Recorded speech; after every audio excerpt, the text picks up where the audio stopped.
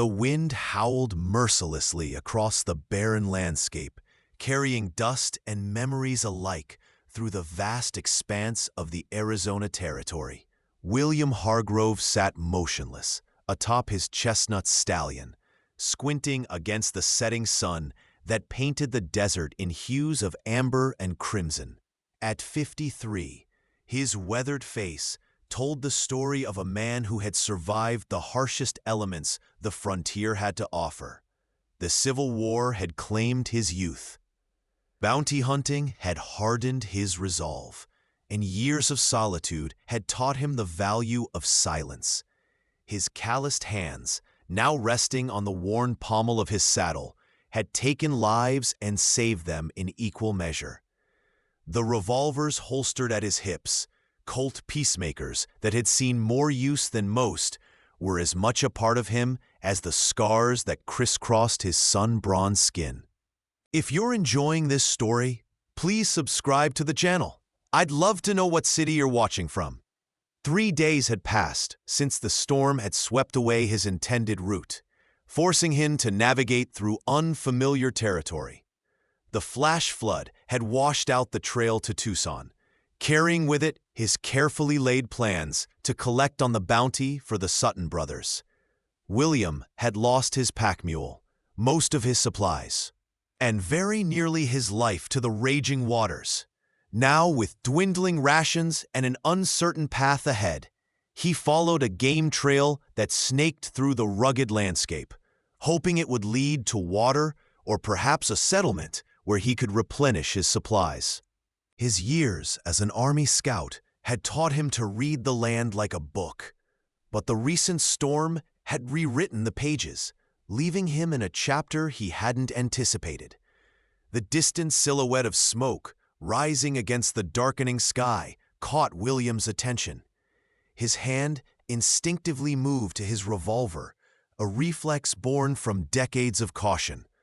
Smoke meant people, and people in these remote parts could be friend or foe, often the latter. He guided his horse off the barely visible trail, choosing instead to approach from higher ground where he could observe unseen. The horse, a battle-tested companion named Rusty, moved silently across the rocky terrain, sharing his rider's wariness of the unknown. William's eyes, still sharp despite the years, scanned the horizon for any signs of movement or danger. The last rays of sunlight caught the metal of his spurs as he dismounted, tethering Rusty to a gnarled mesquite tree before proceeding on foot. Crouching low, William made his way to a rocky outcrop that provided a vantage point over what appeared to be a small encampment nestled in a protected hollow below. What he saw there made him pause. It wasn't the usual sight of a trapper's camp or a prospector's claim. Instead, a small cluster of traditional Apache wickiups stood arranged in a semicircle around a central fire.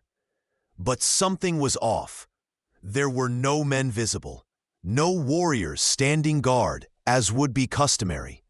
Instead, he counted 7 women of varying ages and several children, all moving about the camp with purpose, but also with visible tension. They appeared to be preparing to move, hastily gathering their few possessions while frequently glancing at the surrounding landscape.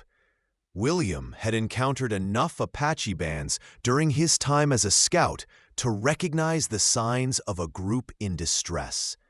These weren't raiders or a war party. They were survivors of some calamity, and they were afraid. His years on the frontier had taught him to mind his own business, to avoid entanglements that weren't profitable. The bounties in Tucson wouldn't wait forever, and involving himself in Apache troubles could only complicate matters. Yet something about the desperate efficiency of their movements, the way the older women positioned themselves protectively around the children, stirred something long dormant in William's conscience. He watched as an elderly woman, her face a map of deep wrinkles that spoke of a lifetime of hardship, directed the others while clutching what appeared to be a sacred medicine bundle to her chest. The decision to reveal himself was not one William made lightly. Apache relations with white settlers had deteriorated badly in recent years, with atrocities committed on both sides. Many would shoot a lone white man on sight, especially one armed as he was. Yet these women were clearly preparing to flee from something, and William's instincts told him they weren't the threat in this equation. Slowly, deliberately, he holstered his revolver and began to make his way down the rocky slope, keeping his hands visible and his movements measured.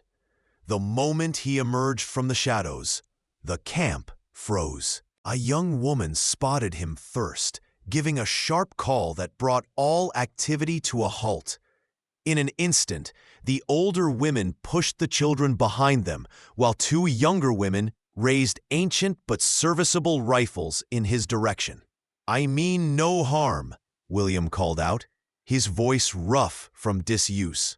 He stopped his advance, knowing better than to test the resolve of desperate people.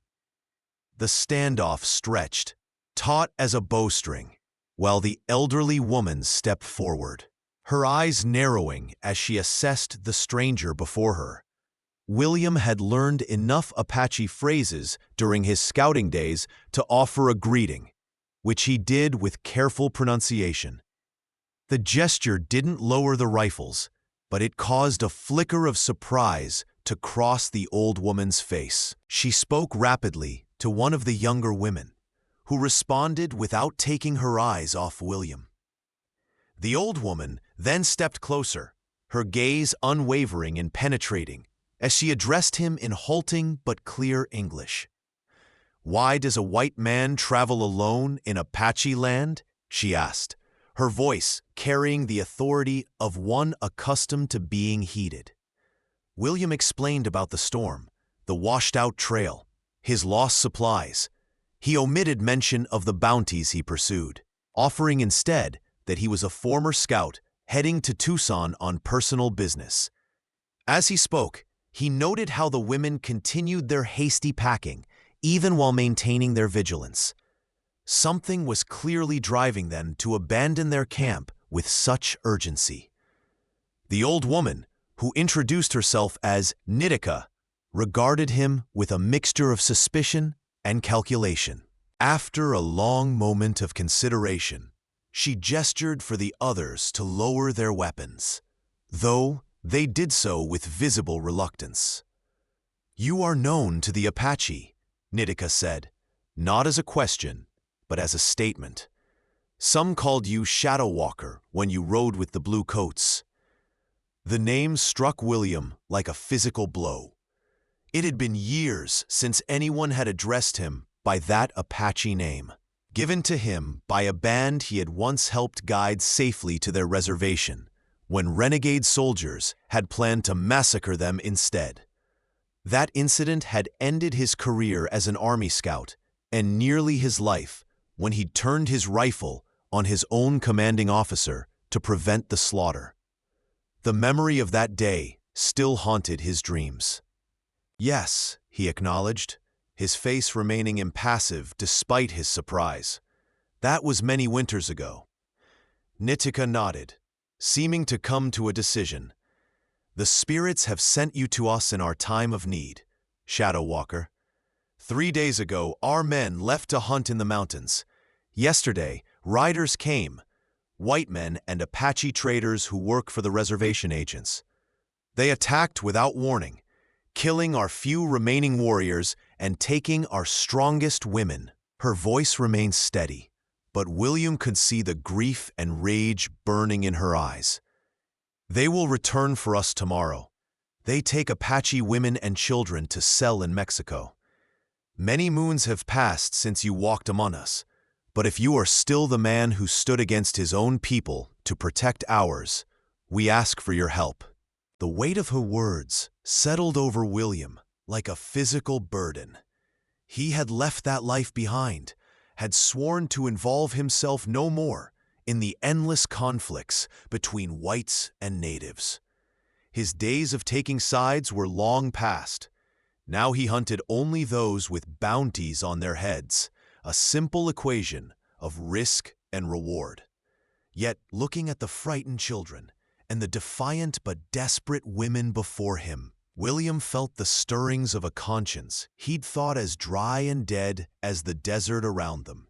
The old woman had placed him at a crossroads: continue on his way to the waiting bounties in Tucson, or stand against a gang of slavers who would return with superior numbers and firepower to capture these survivors. The silence stretched as William weighed his options. The practical choice was clear: wish them luck and be on his way. The slaver gang would be well-armed and ruthless, and interfering would likely only get him killed alongside these women. Yet something in Nitika's steady gaze reminded him of his own mother, who had faced down Comanche raiders to protect her children when William was just a boy. She had died with that same defiant dignity, buying time for him to escape with his younger sister. His sister hadn't survived the winter that followed, but her memory, along with his mother's sacrifice, had stayed with him through the decades since. "How many will come?"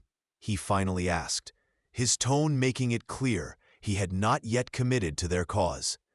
8 men, perhaps 10, Nitika replied, a flicker of hope crossing her weathered features. 4 white men. The rest Apache who have abandoned our ways for whiskey and the white man's coin. William nodded slowly, calculating odds and angles in his mind as he surveyed the camp and the surrounding terrain. 10 against 1 were poor odds by any measure. But he'd faced worse and survived.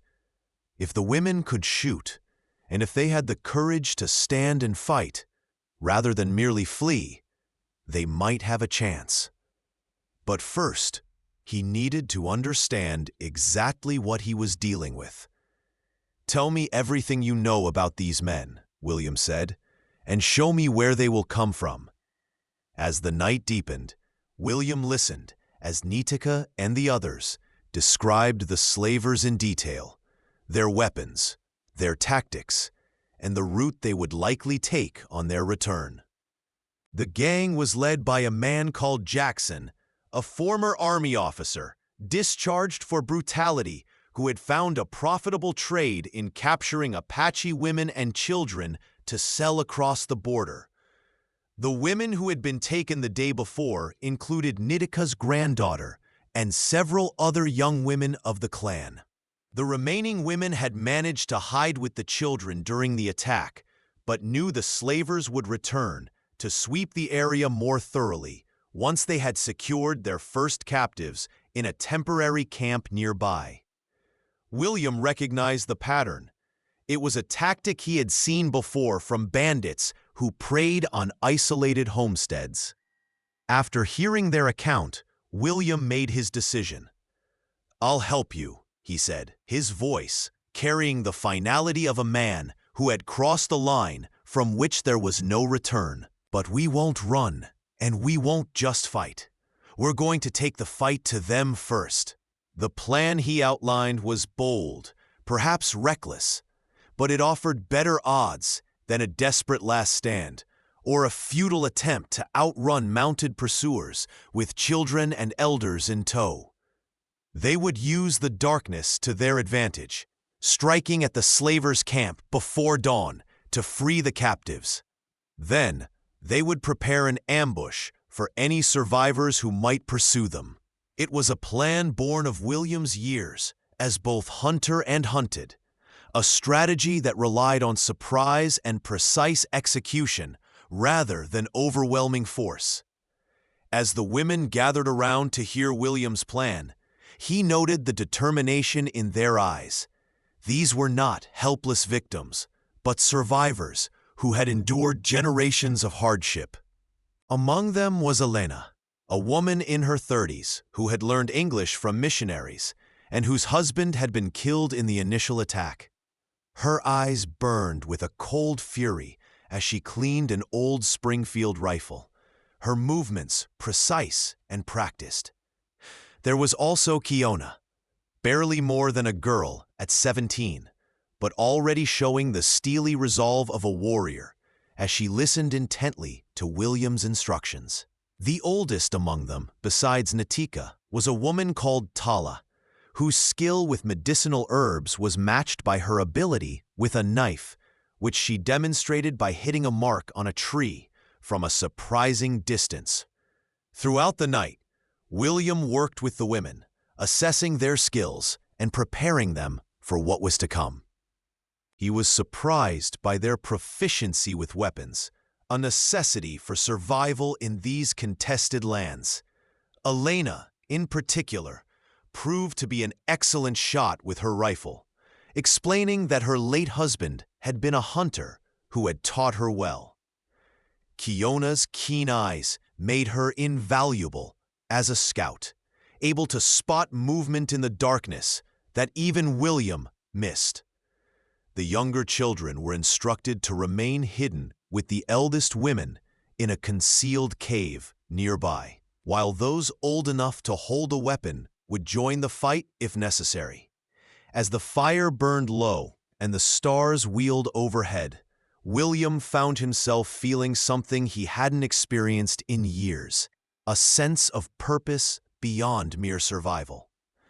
Dawn was still hours away when William, Elena, and Kiona set out toward the slavers' camp, moving silently through the desert night.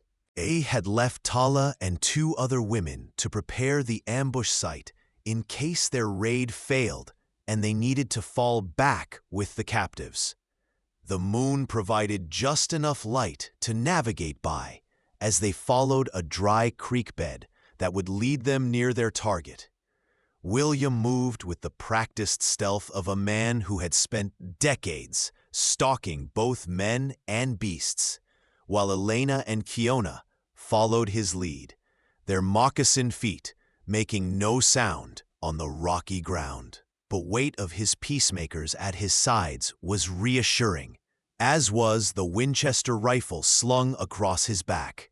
He had checked and rechecked his ammunition, knowing that in the coming fight, every bullet would need to find its mark. The slavers' camp came into view as they crested a small rise, a collection of tents and a makeshift corral where horses stamped nervously, sensing the approaching intruders. 2 men sat by a dying fire, passing a bottle between them while the others presumably slept. William could make out shapes inside a larger tent that likely held the captive women, and he noted with grim satisfaction that no guard had been posted there. These men were confident, complacent in their belief that there was no threat to them in this remote area. It was a fatal mistake. William signaled to Elena and Kiona, directing them to circle around to the far side of the camp, where they would wait for his signal.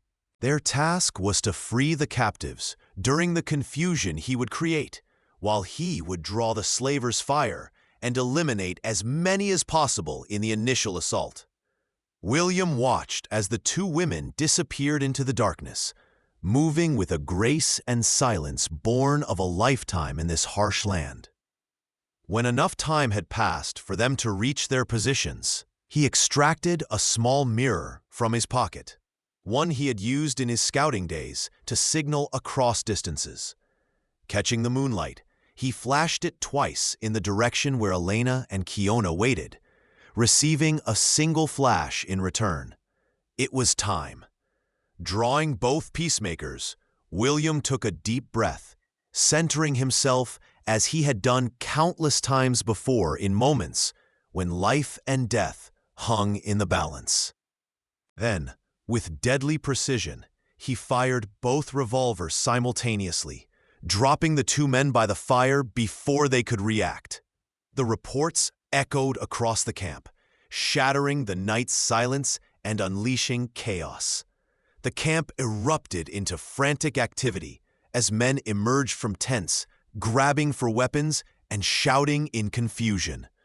William had already moved from his initial position, circling to draw their attention away from where Elena and Kiona would be approaching the captive's tent. He fired methodically, each shot deliberate, dropping another slaver who had emerged with a shotgun. Return fire kicked up dust near his feet as he ducked behind a boulder, reloading one revolver while keeping the other ready. Through the din, he could hear the panicked whinnying of horses and the shouted orders of the gang's leader, directing his men to find the attacker. William waited for a heartbeat, then rose to fire again, striking a fourth man who had been trying to flank his position. Across the camp, Elena and Kiona had reached the captive's tent. Using a knife, Kiona sliced through the canvas while Elena covered her, rifle at the ready. Inside, they found 5 Apache women bound with rawhide, their faces showing disbelief at the sudden prospect of rescue. Working quickly, the two cut their bonds, communicating in hushed Apache as they directed the freed captives to crawl through the back of the tent and into the darkness beyond. One of the captives was Nitika's granddaughter, Ahanu, who, despite her ordeal, immediately asked for a weapon so she could join the fight. Elena handed her a pistol, taken from one of the dead slavers they had passed, on their way to the tent. The liberated women moved swiftly into the cover of darkness, making for the rendezvous point William had designated before the raid. William was pinned down now, with at least 3 slavers firing at his position from different angles. He had counted 4 men down, which meant there were still several unaccounted for, if Nitika's estimate had been accurate. The boulder he sheltered behind wouldn't provide cover for long, as one of the slavers was working his way to a position that would give him a clear shot. Timing his move carefully, William rolled to a new position behind a fallen log, firing as he moved and catching one of his attackers in the chest. The man fell with a cry, but not before getting off a shot that grazed William's upper arm, leaving a burning trail across his flesh. Ignoring the wound, William focused on locating the remaining threats, particularly the leader, Jackson, whom he had not yet identified among the fallen. A shout from the direction of the captive's tent told William that their absence had been discovered.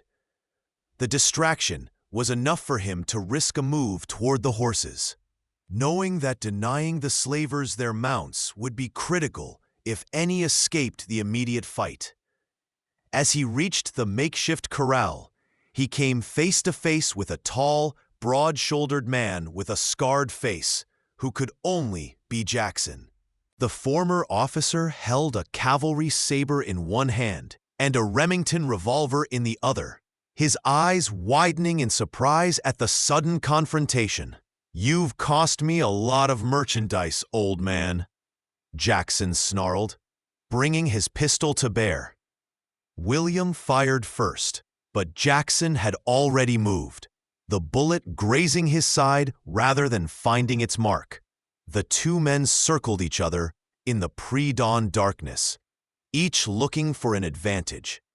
Jackson was younger, stronger, but William had decades of experience and the cold precision that came with it. "Those women aren't merchandise," William replied, his voice steady despite the burning pain in his arm. "And you're not leaving here alive."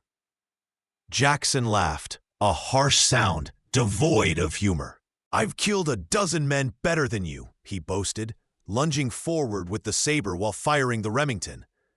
William sidestepped the blade and returned fire, his bullet finding Jackson's shoulder and spinning him halfway around. But the man was tougher than he looked, recovering quickly to press the attack again, his face contorted with rage and pain.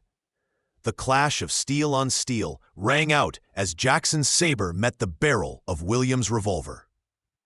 Knocking it from his grasp, William drew his hunting knife just in time to parry another swing of the saber, the impact numbing his hand momentarily. Jackson pressed his advantage, driving William back toward the fire. "I'm going to enjoy watching you die slowly," Jackson hissed, his eyes reflecting the flames like those of a predator. William feinted left, then dropped and rolled right, retrieving his fallen revolver in a smooth motion. As Jackson turned to follow, William fired twice in rapid succession. The first bullet struck Jackson in the chest, staggering him. The second found his throat, ending his threats forever. The slaver leader collapsed beside the fire, his blood darkening the sand as his life ebbed away. With Jackson dead, William quickly assessed the situation. There were bodies scattered around the camp, but gunfire still erupted sporadically from the eastern edge where 2 or 3 slavers had taken cover. Retrieving his Winchester from where he had stashed it before the raid, William moved to higher ground to get a better view of the remaining threats.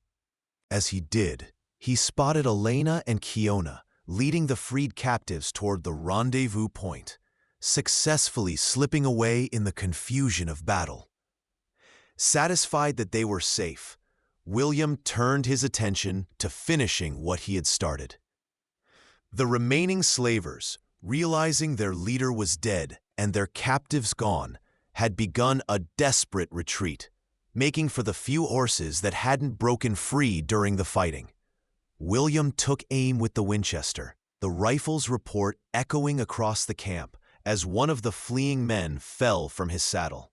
The others scattered into the darkness, abandoning the camp and their dead comrades. William knew they might regroup once they realized they were being pursued by a single man, so he worked quickly, gathering what supplies he could from the camp and setting fire to the tents. The flames would be visible for miles, likely attracting the attention of any army patrols in the area. That would keep the remaining slavers on the run rather than seeking revenge. Mounting one of the abandoned horses, William rode to meet Elena, Kiona, and the freed captives at the rendezvous point, leaving the burning camp behind him. Dawn was breaking as William rejoined the Apache women at the designated meeting place, a sheltered ravine a mile from the slavers' camp. Ahanu ran to embrace her grandmother, the reunion bringing rare tears to Nitika's eyes. Tala immediately set about tending to William's wounded arm, applying a poultice of herbs that eased the burning pain.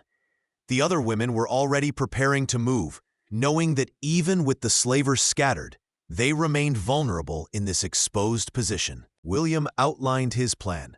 They would return to their camp only long enough to collect the hidden children and their essential belongings, then make for a secluded valley he knew of where they could remain safely hidden until deciding their next move.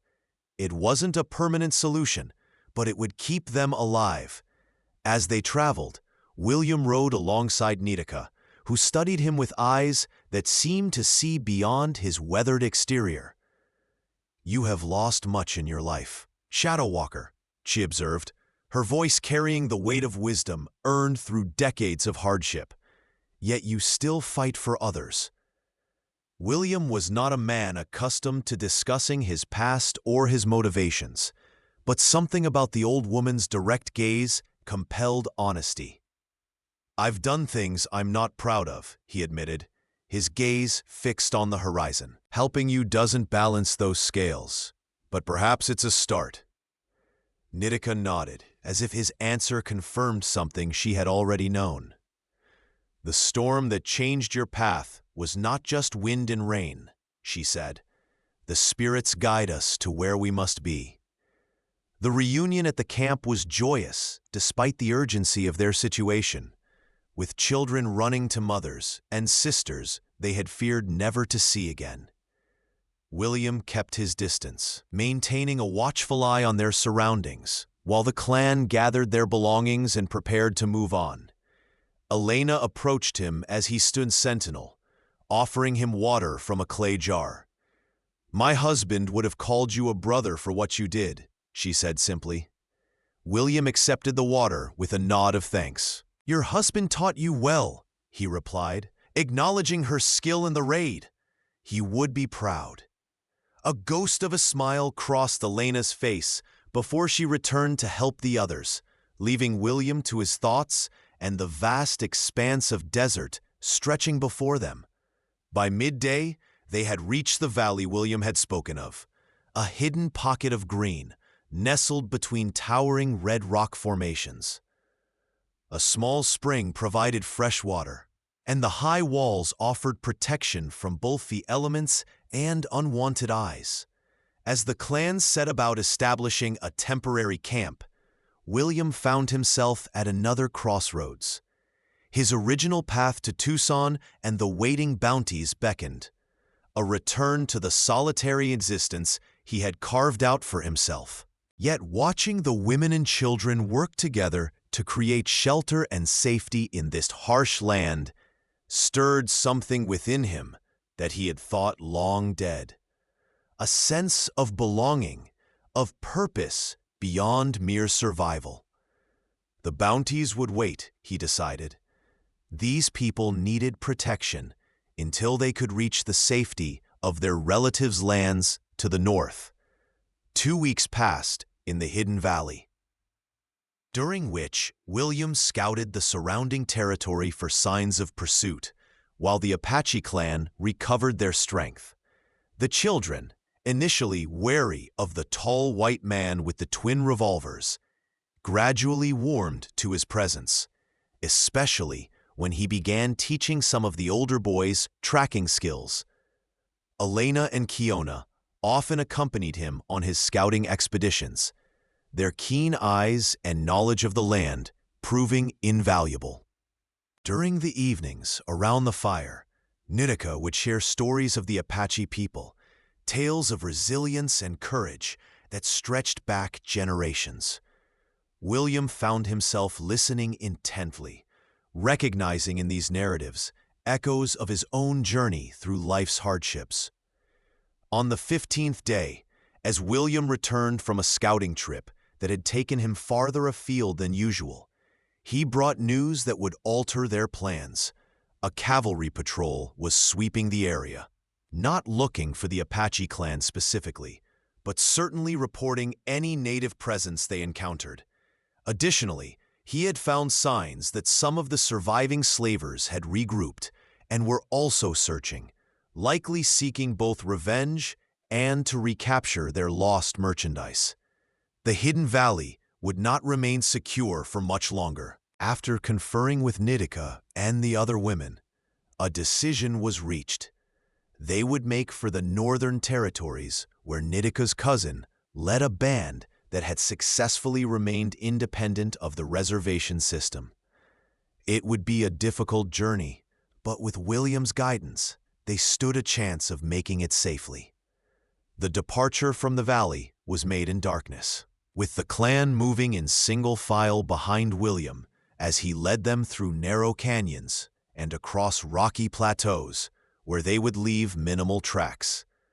The children, understanding the gravity of their situation, maintained a discipline that would have impressed veteran soldiers, remaining silent even when tired or frightened. By dawn, they had covered significant ground, making camp in a sheltered depression where they could rest during the heat of the day before continuing their journey as evening approached. As William kept watch from a high point overlooking their temporary camp, Elena brought him coffee brewed from beans they had salvaged from the slavers' supplies. "You could have left us after the raid," Elena said, settling beside him on the sun-warmed rock. "Why did you stay?" William took a sip of the strong, bitter coffee before answering. "There was a time when I would have left," he admitted, "but that man died somewhere along the trail, washed away in the same storm that brought me to your camp." Elena studied him with dark, perceptive eyes. "And the man who sits here now?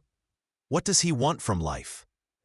It was a question William had avoided asking himself for years, focusing instead on the next bounty, the next town, the next temporary respite from his memories. "I'm still figuring that out," he finally replied, his gaze sweeping the horizon. "But I know it starts with getting all of you safely to your people."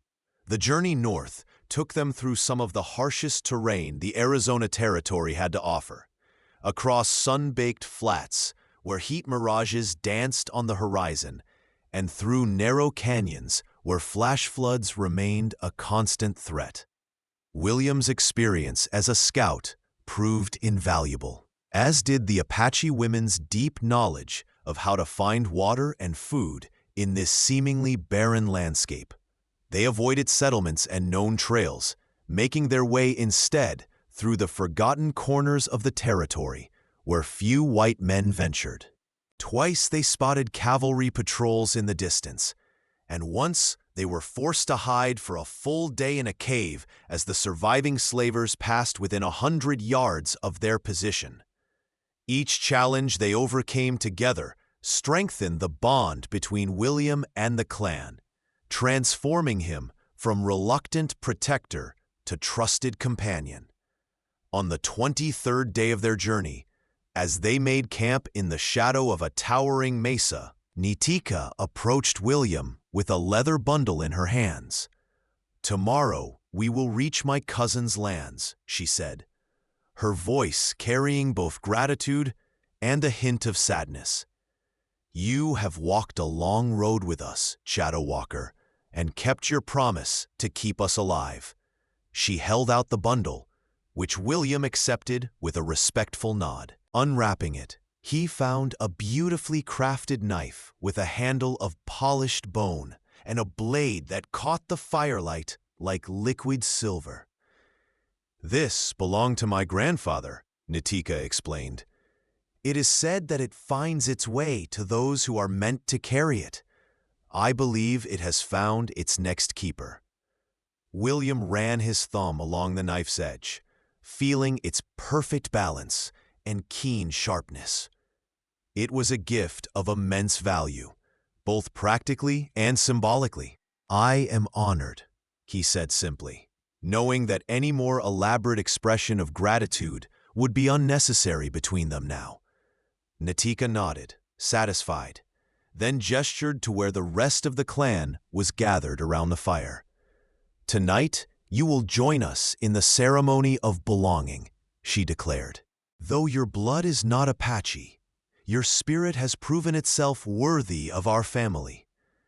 The invitation struck William deeply, a recognition of acceptance he had not experienced since his days as a young man with a family of his own. A family long since returned to the earth and carried only in his memory. The ceremony was unlike anything William had witnessed in all his years on the frontier. Under a vast canopy of stars, with the fire casting dancing shadows across the ancient rocks, the clan welcomed him as one of their own. Each person approached to offer a personal token or word of acceptance: a woven bracelet from one of the children, a song from Tala that spoke of journeys and return, a promise from Elena and Kiona that he would always find shelter among them. When it came time for William to speak, the words came more easily than he had expected. "The storm that changed my path brought me to you," he said, echoing Nitika's earlier wisdom. "For that, I will always be grateful." As the fire burned low and the night deepened around them, William felt a peace he had not known in decades, a sense that perhaps his long journey of atonement had finally found its true beginning. Morning brought with it the final leg of their journey, a climb through pine-forested foothills to the plateau where Nitika's cousin and his band maintained their traditional way of life, fiercely independent despite the pressures to conform to reservation boundaries. As they approached the encampment, scouts appeared seemingly from nowhere, initially wary until they recognized Nitika. The welcome that followed was exuberant, with the entire band emerging to greet the newcomers and hear the tale of their escape and journey. William stood slightly apart, observing the reunions with a quiet satisfaction. He had fulfilled his promise.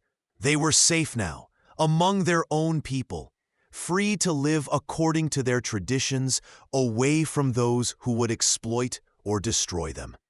As the day waned and the celebration of the clan's arrival continued, William found himself drawn to the edge of the encampment, gazing out over the vast landscape that stretched below the plateau. The setting sun painted the distant mountains in shades of purple and gold, a view that stirred something profound within him. He had no destination now, no bounties to collect or trails to follow. For the first time in years, his path was truly his own to choose. The sound of approaching footsteps pulled him from his reverie. Elena, Ahanu, and Kiona had come to join him, each carrying small bundles of supplies. "We thought you might leave without saying goodbye," Elena said, her direct gaze meeting his. William nodded, acknowledging that the thought had crossed his mind. Old habits of solitude were not easily broken. The northern trails are dangerous for a man alone.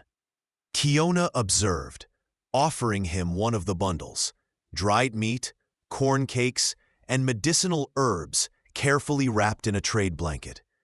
Even for Shadow Walker. William accepted the gift with a nod of thanks, touched by the gesture. "I've survived worse," he replied, though without the gruff dismissal that would have characterized his response just weeks ago. Ahanu stepped forward next, her young face serious as she handed him a small leather pouch. "To remember us by," she said simply. Inside, William found a carved wooden amulet on a leather cord, a protection charm, he recognized, similar to one he had seen Nitika wearing. The simple gift carried more meaning than the girl could know, a tangible connection to people who had come to matter to him. "Where will you go?" Elena asked the question that hung between them. Her voice carefully neutral, though her eyes betrayed deeper emotions. William considered his answer carefully, looking out again at the landscape spread before them. "North, for a time," he said finally. "There's a place in the mountains where I stayed once, years ago. Good hunting, clean water." He paused, unaccustomed to sharing such thoughts aloud. "After that, I don't know. The world is changing. Maybe it's time I changed with it." Elena nodded, understanding the unspoken parts of his answer. "Our people have a saying," she offered. "The path home is never forgotten, even when we walk far from it. You have a home with us now, whenever you choose to return."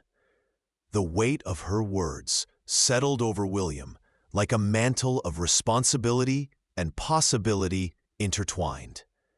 He had not had a home, not truly, since the war had taken everything from him decades ago. The thought of having one again, of belonging somewhere to someone, was both terrifying and exhilarating. "I'll remember that," he promised, his rough voice softening. As the sun dipped below the horizon and the first stars appeared in the deepening blue above, William made his decision. He would leave at dawn, as planned, but his journey would have purpose now beyond mere survival. He would scout the territories to the north and east, ensuring no threats approached this hidden community. And perhaps, when the seasons turned again, he would find his way back to this plateau, to these people who had reminded him of what it meant to be truly alive. If you like this story, please like this video, subscribe to the channel, and share your impressions of this story in the comments. To listen to the next story, click on the box on the left.